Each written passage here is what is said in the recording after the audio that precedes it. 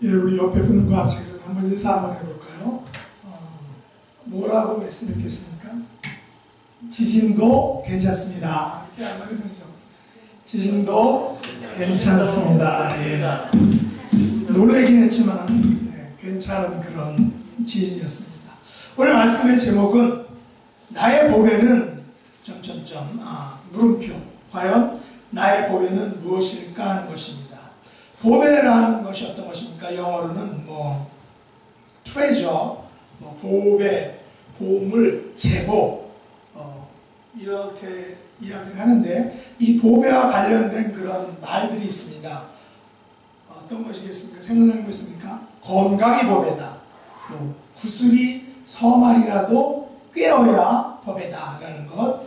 그는 우리 사무실의 보배예요. 그 다음에 어린이와 관계된 것은 어린이는 가정과 나라의 보배와 희망이다 라는 그런 거죠. 이처럼 보배는 매우 소중한 것, 가장 값진 것입니다. 여러분의 보배는 무엇입니까? 저는 그 보배란 의미를 여기 교회에 와서 아주 실감나게 느낀 그런 경우가 있습니다. 다름 아니라 우리 이수련 집사님이 그 자녀들, 특히 이제 돌카스를 생각하는 대하는 것, 그래서 이것이 정말 보배다라는 그런, 이것이 보배를 대하는 어떤 그 태도다라는 것을 아주 깊게 느꼈습니다. 저의 그 대학 서클 후배 중에 지금 샌디에고와 이 멕시코 국경에서 목회하는 어떤 목사님이 계십니다. 후배 목사님인데 이분이 이제 그 교회에서 한글 학교를 하나 봐요. 근데 거기 관계자들이 같이 한국을 방문해서 한국 교육부에서 주최하는 그런 한글 교육에 대한 세미나에 참석했는데 이제 거기서 그 친구를 만났습니다. 근데 그러면서 만나면서 페이스북에다가 이렇게 글을 올렸습니다. 35년 지기 친구 정모모모 변호사를 만났습니다. 늘 변함없이 진실되게 재미있게 엣지 있게, 엣지 있는다는 건 잘 모르겠어요. 영어를 쓸 건지. 엣지 있게 함께한 추억이 우리의 보물입니다. 오늘도 그 보물 하나를 추가했습니다. 라고 하면서 그 친구 35년간의 그 우정을 보물, 혹은 그 친구를 보물이라고 했다는 것입니다. 저의 보배는 과연 무엇일까 한번 생각해 봤습니다. 유년 시절에 저의 보배는 이제 경기도 용인 군에 있는 그 노현면, 지금 저 외대 모형 캠퍼스가 있는데 그쪽입니다. 그래서 저희가 그때 초등학교 때 제가 4학년부터 축구를 했는데 제가 6학년 때 이제 제가 주장을 했어요. 근데 그때 그 군에서 우승을 한 적이 있어요. 근데 어떤 거냐면 지금도 그 용인군이면 큰 학교가 있어요. 용인 초등학교라고요. 근데 저희 학교는 노현초등학교는 한 학년에 한 반씩 있어요. 그것도 47명 남녀 여자 섞어서. 그런데 그 용인초등학교는 거의 한 학년에 10반 정도 되는 큰 그런 거예요. 물론 그 외에도 원산 무슨 그 용인군에 한 10개가 넘는 그런 초등학교들이 있었는데 그 중에 제가 6학년 때 우승을 한 거예요. 그래가지고 대회에 아주 난리 나고, 왜냐면 조그만 학교에서 그렇게 한 적이 있는데 그때 6학년 때 저는 이런 기도를 했어요. 하나님, 이번에 우승을 하면 제가 하나님 열심히 섬기겠습니다. 그렇게 기도한 적이 있어요. 아마 그 기도 때문에 아마 제가 이 길을 가고 있는 것 같습니다. 그때 이제 그렇게 간절하게 기도한 적이 있었어요. 또 대학교와 신학대학원 때 저의 보배는 배우자를 위해서 기도한 것이었는데 그래서 지금의 아내를 만났죠. 지금의 아내를 만나기 위해서 이제 군목 들어갈 때서부터 편지를 통해서 결혼할 때까지 썼는데 그 편지가 많다고 했죠. 그게 저의 보배라면 보배라고 이렇게 할 수 있겠습니다.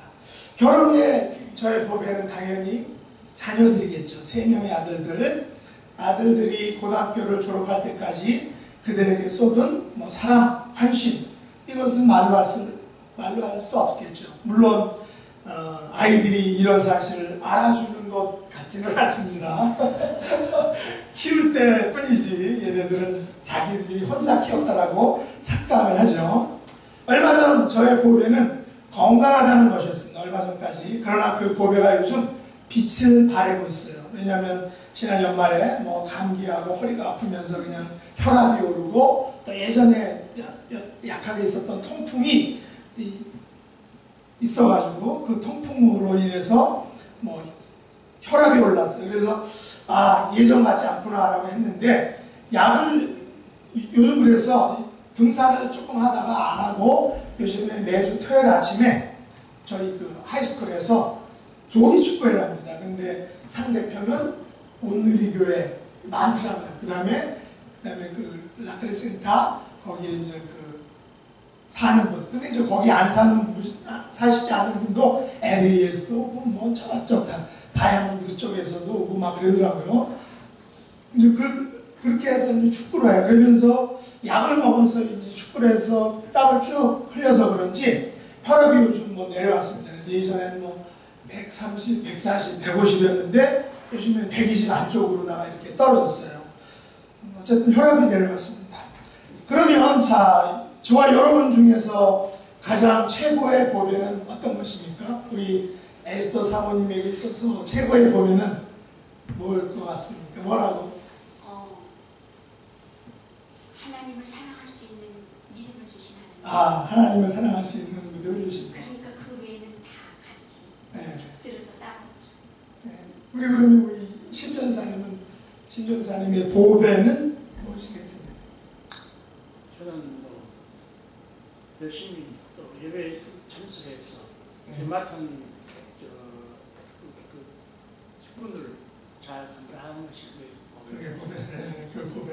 제가 원하는 답은 조금 비켜가는 그게 보배였습니다. 우리 김사모님은 김혜전 사모님은 보배. 어려운 질문.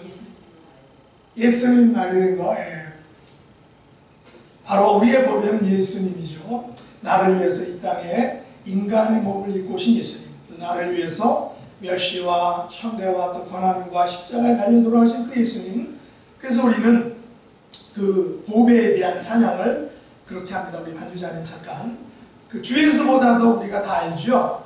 94장인데 찬송가 94장인데 기니까 많이 부르면 오래가요. 그러니까 1절부터 3절 후렴 전까지 계속하고 후렴은 한 번만 3절에 몰아서 그렇게 하도록 하겠습니다. 이걸 부르면서 과연 나의 보배가 예수님인지 한번 생각해보는 시간을 갖겠습니다.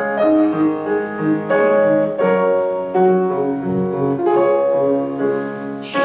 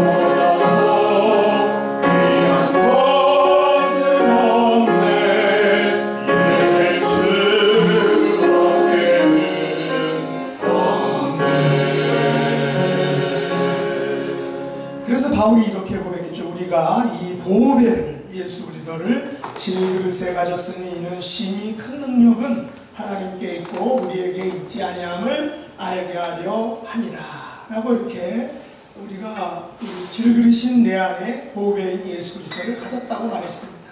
그런데 오늘 본문 이사야서 33장에서 이사야 선지자는 뭐라고 말하죠?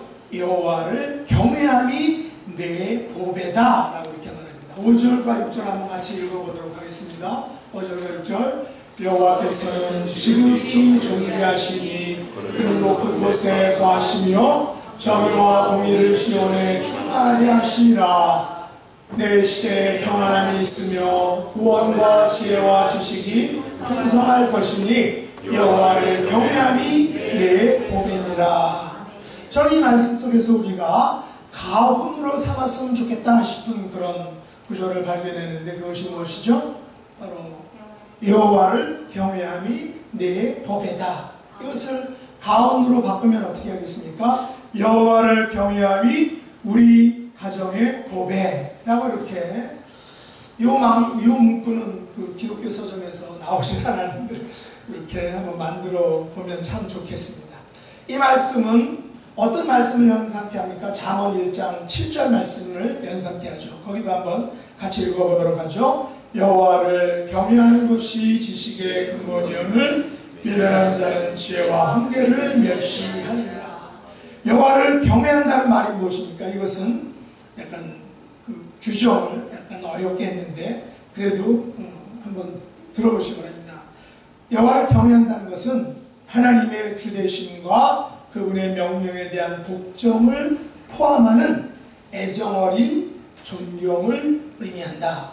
좀 어렵죠? 예, 이렇게 규정을 해놔서 하나님의 주되심과 그분의 명령에 대한 복종을 포함하는 애정 어린 존경, 이것이 여호와를 경외한다는 말의 의미라는 거죠. 그런데 여호와를 경외하는 것은 지식과, 오늘 이사야에 의하면 지식과 지혜와 훈계와 깊이 연관되어 있다고 말합니다. 다시 말해서 참된 지식은 여호와를 경외하는 것에서 출발한다. 진정한 지혜는 여호와를 경외하는 것이다. 가장 중요한 훈계는 여호와를 경외하라는 것이다 라는 거죠. 어떤 사람은 지식을 보배로 삼죠. 또 어떤 사람은 지혜를, 어떤 사람은 훈계를 보배로 삼습니다. 그러나 여호와를 경외하는 것이 곧 보배다. 다시 말해서 여호와를 경외할 때에 많이 지식과 지혜와 훈계를 얻을 수 있다라고 오늘 이사야 선지자는 우리에게 이야기합니다. 그래서 이사야 선지자도 오늘 본문 6절에서 그것을 강조했죠. 내 시대에 평안함이 있으며 구원과 지혜와 지식이 풍성할 것이니 여호와를 경외함이 내 보배니라 라고 이렇게 말합니다. 이 말은 무슨 말이겠습니까? 우리 시대에 평안을 얻으려면 여호와를 경외하는 것입니다. 우리 시대에 구원과 지식과 지식의 그 풍성함을 원하면 여호와를 경외하라라는 거죠. 그러면 첫째, 여호와를 경외하는 것과 평안함이 어떤 관계일까요? 저는 요나단의 이야기를 잠시 하기 원합니다. 그 사울의 아들 요나단은 당시 왕세자였습니다. 다음 보위를 이을 왕자였죠. 그런 요나단이 무슨 말을 친구에게 했는지 한번 우리가 사무엘상 20장 12절로 16절 같이 한번 읽어보도록 하죠. 어떤 말을 했는지. 요나단이 다윗에게 이르되 이스라엘의 하나님 여호와께서 증언하시거니와 내가 내일이나 모레 이맘때에 내 아버지를 살펴서 너 다윗에 대한 의향이 선하면 내가 사람을 보내어 네게 알리지 않겠느냐. 그러나 만일 내 아버지께서 너를 해치려 하는데도 내가 이 일을 네게 알려주어 너를 보내어 평안히 가게 하지 아니하면 여호와께서 나 요나단에게 벌을 내리시고 또 내리시기를 원하노라. 여호와께서 내 아버지와 함께 하신 것 같이 너와 함께 하시기를 원하노라. 너는 내가 사는 날 동안에 여호와의 인자하심을 내게 베풀어서 나를 죽지 않게 할 뿐 아니라 여호와께서 너 다윗의 대적들을 지면에서 다 끊어버리신 때에도 너는 내 인자함을 내 집에서 영원히 끊어버리지 말라 하고, 이에 요나단이 다윗의 집과 언약하기를 여호와께서는 다윗의 대적들을 치실지어다 하니라 라고 이렇게 그 둘이 대화를 했습니다. 요나단은 자기 목숨을 사랑하는 친구인, 자기 목숨보다 사랑하는 친구인 다윗과 또 그를 죽이려는 아버지 사울 사이에서 얼마나 많이 갈등하고 불안해하고 또 마음의 평안을 아주 평안이 없었을 것이다 라고 이렇게 우리가 충분히 생각해 볼 수 있겠죠. 아버지 편이 될 것이냐 아니면 친구 편에 설 것이냐, 그런 요나단에게 판단의 기준이 된 것이었던 것입니까? 그가 물려받을 왕권입니까? 아니면 아버지 사울왕이 자기를 왕으로 세울 것이라는 그런 기대감이었습니까? 친구 다윗에 대한 연민이나 애정이었습니까? 적어도 이런 것들이 약간은 있을 수 있겠지만 정답은 아니죠. 요나단의 판단의 기준이 된 것은 바로 여호와를 경외하는 마음이었다는 것이죠. 그래서 그는 여호와께서는 다윗의 대적을 치실지어다 라고 담대히 외칠 수 있었습니다. 사실 그 다윗의 대적 중에서 가장 왕초가 누굽니까? 자기 아버지죠. 사울왕이죠. 심지어 자기 아버지를 칠지라도 그것은 다 요나단에게서 판단 기준은 여호와를 경외하는 것이었다는 거죠. 요나단은 여호와를 경외하는 믿음 앞에서 자신의 욕심을 내려놓았습니다. 다음 왕이 될 수 있는 욕심을 내려놨죠. 여호와를 경외하는 신앙으로 아버지와의 혈연 관계도 연연하지 않았습니다. 여호와를 경외하는 삶을 살기 위해서 친구의 목숨을 아버지 사울왕으로부터 구원해 주었습니다. 여러분은 여호와를 경외하는 믿음으로 살기 위해서 여러분의 기득권을 포기하신 적이 있으십니까? 여호와를 경외하는 삶을 지키기 위해 가까운 사람을 실망시킨 적이 있습니다. 그렇다면 요나단처럼 여호와를 경외하는 것은 여러분에게 평안함을 줄 수 있다는 것입니다. 우리가 비록 가까운 사람을 실망시키고 기득권을 포기했다 할지라도 여호와께서 그런 우리에게 요나단에게 주셨던 평안함을 주실 수 있다는 것입니다. 그러면 둘째, 여호와를 경외하는 것과 구원이 어떤 관계가 있을까요? 저는 기생 라합 이야기를 생각해 봅니다. 기생 라합의 이야기 한번 보실까요? 여호수아 2장 9절로 10절 말씀, 11절 말씀을 같이 한번 읽어보죠. 말하되 여호와께서 이 땅에 너희에게 주신 줄을 내가 아노라. 우리가 너희를 심히 두려워하고 이 땅 주민들이 다 너희 앞에서 간담이 높나니 이는 너희가 애굽에서 나올 때 여호와께서 너희 앞에서 홍해물을 마르게 하신 일과 너희가 요단 저편 쪽에 있는 아모리 사람의 두 왕 시온과 오레게 행한 일, 곧 그들을 전멸시킨 일을 우리가 들었음이니라. 우리가 듣자 곧 마음이 녹았고 너희로 말미암아 사람이 정신을 잃었나니 너희 하나님 여호와는 위로는 하늘에서도 아래로는 땅에서도 하나님이시니라 라고 이렇게 말하죠. 라합은 하나님에 대한 말씀을 듣고 믿음을 가졌습니다. 그녀는 목숨을 걸고 두 정탐꾼을 탈출하도록 도와주었죠. 라합이 이렇게 할 수 있었던 것은 이스라엘에 대한 소문을 듣고 이스라엘의 야훼 하나님만이 천지간에 유일하신 참 신이라는 믿음이 있었기 때문입니다. 그래서 그는 여호수아서 2장 11절에서 뭐라고 말했습니까? 너희 하나님 여호와는 위로는 하늘에서도 아래로는 땅에서도 여전히 하나님이시다라고 고백하죠. 당시 이스라엘 하나님에 대한 소문은 가나안의 모든 족속들에게 이미 쫙 퍼졌습니다. 그러나 그들은 듣고도 그 하나님을 믿지 않았고 그 하나님을 경외하지 않았습니다. 그러나 이 라합은 당시 여리고성이 가장 강력한 난공불락의 요새였음에도 불구하고 이스라엘의 하나님의 능력을 믿었습니다. 하나님을 경외했다는 거죠. 하나님께서 그 난공불락의 그 여리고성을 물리칠 수 있다, 험한 사실을 믿었다는 것입니다. 그래서 2장 9절에 보면 여호와께서 이 땅을 너희에게 주신 줄을 내가 안다, 믿는다라고 이렇게 고백합니다. 성경은 그녀를 기생 라합이라고 이렇게 묘사를 합니다. 아마 음식이나 술이나 또 몸을 팔면서 숙소도 제공했던 기생으로 우리가 생각할 수 있죠. 그런데 이방인이요 기생이었던 이 라합이 하나님을 믿겠다고 결단했을 때 하나님은 그녀를 매우 기뻐하셨고 그리고 그녀를 구원해 주셨습니다. 이때 구원받은 라합은 이제 살몬과 결혼해서 보아스를 낳았고 그 보아스는 다윗의 할아버지가 되는 오벳을 낳았습니다. 오벳은 이새를 낳고 이새는 다윗을 낳았습니다. 멸망을 당한 가나안 족속의 기생이었던 라합이 다윗의 4대 선조 할머니로 다윗의 조상이자 예수 그리스도의 선조로서 떡하니 엄연히 예수님의 족보 가운데 이름을 올릴 수 있었다는 것이죠. 라합이 이런 축복의 여인, 구원자 예수 그리스도의 할머니가 될 수 있었던 것은 무엇이었을까요? 바로 라합이 여호와를 경외하는 믿음의 여인이었기 때문입니다. 라합은 여호와를 경외함으로 자신을 살렸습니다.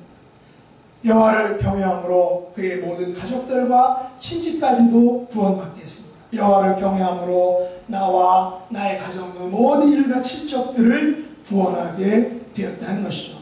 하나님은 여호와를 경외하는 자를 지금도 찾고 계십니다. 하나님은 여리고성의 그 많은 사람들 가운데서 여호와를 경외하는 믿음을 가진 오직 한 사람 기생 라합을 하나님께서 주목해 보셨다라는 것입니다. 모두가 멸망당할 상황 가운데서도 그녀를 구원해 주셨습니다.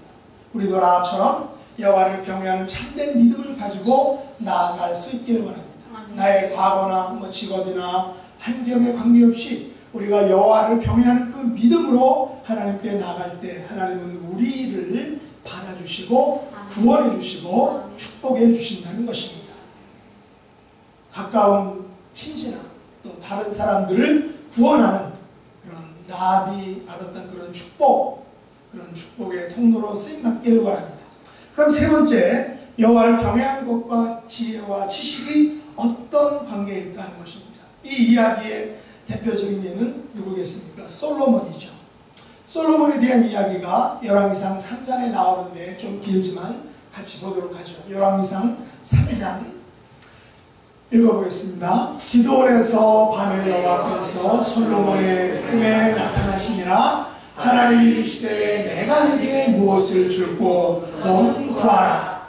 솔로몬이 이르되 주의 종 내 아버지 다윗이 성실과 공의와 정직한 마음으로 주와 함께 주 앞에서 행함으로 주께서 그에게 큰 은혜를 베푸셨고 주께서 또 그를 위하여 이 큰 은혜를 항상 주사 오늘과 같이 그의 자리에 앉을 아들을 그에게 주셨나이다. 나의 하나님 여호와여, 주께서 종으로 종의 아버지 다윗을 대신하여 왕이 되게 하셨사오니 우리가 출입할 줄을 알지 못하고 왕께서 택하신 백성 가운데 있나이다. 그들은 큰 백성이라 수요가 많아서 셀 수도 없고 기록할 수도 없사오니 누가 주의 이 많은 백성을 재판할 수 있사오리까? 듣는 마음을 종에게 주사 주의 백성을 재판하여 선악을 분별하게 하옵소서. 솔로몬이 이것을 구하매 그 말씀이 주의 마음에 든지라.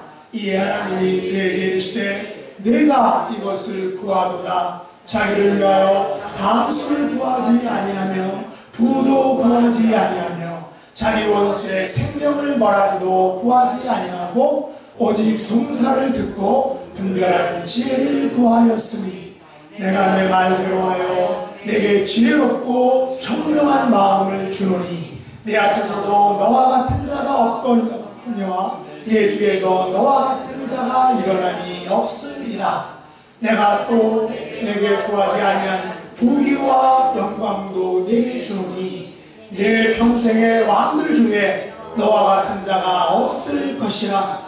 내가 만일 내 아버지 다윗이 행함같이 내 길로 행하며 내 법도와 명령을 지키면 내가 또 내 날을 길게 하리라. 아멘. 네. 솔로몬이 지혜와 지식을 얻을 수 있었던 결정적인 이유가 무엇이었느냐 하는 것입니다. 그는 장수를 구하는 대신에 여호와 경외하는 지혜를 구했다는 것입니다. 그는 부를 구하는 대신에 자기 원수의 생명을 멸하는 대신에 지혜를 구했다는 것입니다. 오직 송사를 듣고 분별하는 지혜를 구해서 하나님의 마음을 기쁘게 해드렸다라고 하나님이 말하죠.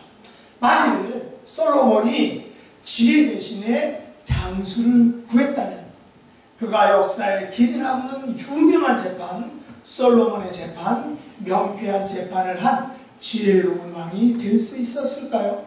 만일 솔로몬이 지혜 대신에 부를 구했다면 솔로몬 성전과 그가 지은 모든 왕궁들을 건축할 수 있었을까요? 솔로몬 성전은 단지 돈으로 지은 성전이 아닙니다. 그 성전에는 하나님이 친히 임재하시는 이 땅에 있는 하나님의 전이었다는 것입니다. 그렇기 때문에 솔로몬 성전은 단지 돈으로 지어진 것이 아니었습니다. 거기에는 여호와를 경외하는 믿음이 들어간 그 믿음으로 지은 성전이었다는 것입니다. 오늘날 이민의 땅에서 세워지는 교회들도 단지 돈이나 숫자가 아닌 여호와를 경외하는 믿음으로 세워져야 그 교회가 하나님께서 기뻐하시는 교회가 될 수 있다는 것입니다. 그래서 전도서 12장 13절에 보면 전도자 기자가 뭐라고 말했습니까? 거기 보시면 일의 결국을 다 들었으니 하나님을 경외하고 그의 명령들을 지킬지어다. 이것이 모든 사람의 본분이다 라고 말했습니다. 여기서 본분은 사람이 저마다 가지는 본디의 신분, 의무적으로 마땅히 지켜야 할 직분을 우리가 본분이라고 말하죠. 학생에게 본분은 공부하는 것, 성도의 본분, 성도는 성도의 본분이 있습니다. 다시 말해서 여호와를 경외하는 것은 사람의 본분이며 사람에게 있어서 보배가 된다는 것입니다. 이사야는 여호와를 경외하는 자에 대해서 구체적으로 우리에게 이야기를 했습니다. 오늘 본문에 읽지 않았지만 보십시오. 이사야서 33장 13절로 16절 말씀 같이 한번 읽어보도록 하죠. 같이 읽겠습니다. 너희 먼데 있는 자들아 내가 행한 것을 들으라. 너희 가까이에 있는 자들아 나의 권능을 알라. 시온의 죄인들이 두려워하며 경건하지 아니한 자들이 떨며 이르기를 우리 중에 누가 삼키는 물과 함께 거하겠으며 우리 중에 누가 영영이 타는 것과 함께 거하리요 하리다 하도다. 오직 공의롭게 행하는 자, 정직히 말하는 자, 토색한 재물을 가지고 여기는 자, 손을 흔들어 뇌물을 받지 아니하는 자, 귀를 막아 피를 흘리려는 꾀를 듣지 아니하는 자, 눈을 감아 악을 보지 아니하는 자, 그는 높은 곳에 거하리니 견고한 바위가 그의 요새가 되며 그의 양식은 공급되고 그의 물은 끊어지지 아니하리라. 이사야 선지자는 여호와를 경외한다는 말을 추상적으로 말하고 있지 않습니다. 아주 구체적으로 말하죠. 생활에서 일어나는 그런 것들에 적용해서 말합니다. 여호와를 경외하는 것이 무엇입니까? 여호와를 경외하는 것은 오직 공의롭게 행하는 자가 되라는 것입니다. 오늘날 그리스도인이 공의롭게 행하는 것 결코 쉬운 일이 아닙니다. 왜냐하면 불의하게 행하려는 주변의 환경과 여건들이 꽉 둘러싸여 있기 때문이죠. 하지만 또한 여호와를 경외하는 것은 정직히 말하는 자가 되는 것이라고 말합니다. 성도들이라고 해서 정직히 말하지 않습니다. 거짓말을 하죠. 하지만 우리는 그 속에서 정직함을 보여주어야 합니다. 여호와를 경외하는 것은 토색한 재물을 가중히 여기는 자가 되는 것이라고 이사야가 말합니다. 여러분, 삭개오는 자기가 토색한 것이 있으면 4배를 물겠다고 했습니다. 토색은 중한 범죄라는 것이죠. 착취는 이처럼 4배에 해당하는 죄라는 것입니다. 또 여호와를 경외하는 것은 손을 흔들어 뇌물을 받지 않는 자가 되는 것이라고 말합니다. 여러분, 가룟 유다는 뇌물을 받고 예수님을 팔았습니다. 만약 이 유다가 손을 흔들었다면 적어도 그가 어떻게 되었을까요? 또 여호와를 경외하는 것은 귀를 막아 피를 흘리려는 꾀를 듣지 않는 자가 되는 것이라고 말합니다. 남을 헐뜯던 말과 또 가십은 매우 재미가 있습니다. 그러나 그것을 듣지 않으려고 고의적으로 귀를 막는 것, 이것이 지혜로운 것이다. 여호와를 경외하는 것은 눈을 감아 악을 보지 않는 자가 되는 것이라고 말합니다. 우리는 눈으로 죄를 짓습니다. 그러나 성경이 뭐라고 말합니까? 내 오른 눈이 너로 하여금 죄를 짓게 하거든 그 오른 눈을 떼버리라. 한 눈으로 영생에 들어가는 것이 두 눈을 가지고 지옥에 가는 것보다 낫다라고 말했습니다. 야고보서에서 야고보는 여호와를 경외하는 것을 하나님 아버지 앞에서 정결하고 더러운 것이 없는 경건이라는 말로 더 구체적으로 우리에게 이야기를 해주고 있는데, 야고보서 1장 26절 27절 같이 한번 읽어보죠.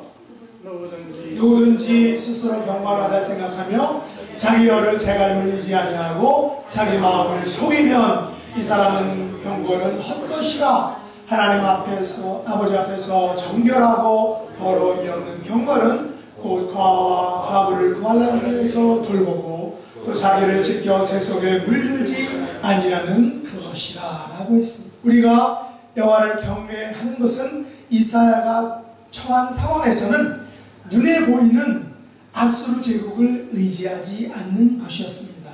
눈에 보이는 애굽으로 내려가지 않는 것이었습니다. 애굽의 말들과 애굽의 병거들의 그 많음과 애굽의 마병의 힘이 강력함을 의지하지 않는 것이었습니다. 여호와를 경외하는 것은 은혜를 베푸시고 긍휼을 여겨주시는 정의의 하나님을 기다리는 것이라고 이사야가 말합니다. 이런 위급한 상황, 절망적인 상황 속에서도 여호와를 앙망하고 여호와를 구하고 기다리고 바라는 것, 이것이 이사야가 말하는 가장 여호와를 경외하는 것의 그런 내포된 의미였습니다. 찬송가 중에 423장에 보면 먹보다도 더 검은 찬양에 그 중에 4절에 보면 이렇게 말하죠. 나의 모든 보배는 저 천국에 쌓였네. 나의 평생 자랑은 주의 십자가로다 라고 이렇게 말합니다. 나의 모든 보배는 주의 십자가, 우리 평생 자랑은 주의 십자가다 라고 말합니다. 지금까지 나의 보배는 나의 건강이었습니다. 나의 재물과 권력이었습니다. 나의 가정과 나의 자녀들이었습니다. 물론 이것들이 하나님께서 주신 보배일 수 있습니다. 이것을 우리는 분복이라고 말합니다. 그러나 나의 보배를 한 가지만 말한다면 그것이 무엇일까요? 바로 십자가에 달려 돌아가신 예수 그리스도입니다. 이것을 오늘 이사야식으로 말한다면 어떤 것입니까? 여호와를 경외하는 것입니다. 여호와를 경외하는 것이 곧 나의 보배.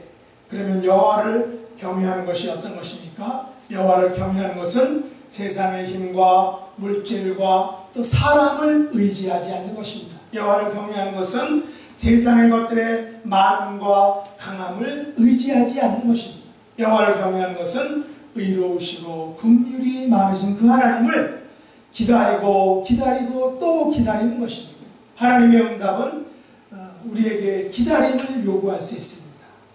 또 여호와를 경외하는 것은 공의롭게 행하는 것입니다. 정직하게 말하는 것입니다. 토색한 재물을 가증히 여기는 것입니다. 손을 흔들어서 뇌물을 받지 않는 것입니다. 귀를 막아 피 흘리려는 그 꾀를 내가 귀를 막아서 듣지 않는 것입니다. 또 눈을 감고 악을 보지 않는 것입니다. 자기의 혀를 재갈 물리는 것입니다. 자기 마음을 속이지 않는 것입니다.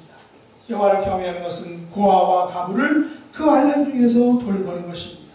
자기를 지켜서 세속에 물들지 않게 하는 것, 이것이 바로 여호와를 경외하는 것입니다. 이렇게 여호와를 경외하는 삶이 곧 나의 보배다라는 것입니다. 우리의 돈으로, 우리의 자녀들로, 나의 지위로, 재산으로, 이것으로 나의 보배를 삼는 것이 아니라 이런 것들, 하나님을 경외하고 하나님을 의지하고 기다리고 하는 것들이 바로 나에게 있어서 보배다라는 것입니다. 여러분의 남은 생애가 이처럼 보배로운 생애가 될 수 있기를 예수님 이름으로 축복합니다. 아멘.